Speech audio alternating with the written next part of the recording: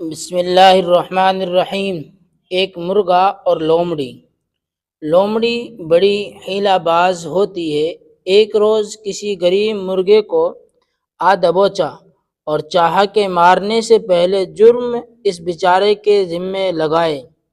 کہنے لگی، تو بڑا ہی موذی جانور ہے، صبح ہونے نہیں دے پاتی کہ شور مچا دیتا ہے، ککڑوں کو سوتے لوگوں کی نیند میں خلل ڈالتا ہے، اس قدر کان پھوڑتا ہے کہ ہمسایوں کا تجھ سے ناک میں دم ہے۔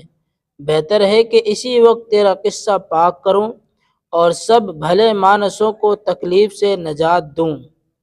مرغ بیچارے نے جواب دیا، سنو بھی لومڑی، نہ میں کسی کو آزار پہنچاتا ہوں، نہ بے فائدہ گل مچاتا ہوں۔ میری بانگ آفتاب کی آمد کا اشتہار ہے۔ جب نور کا تڑکا ہوتا ہے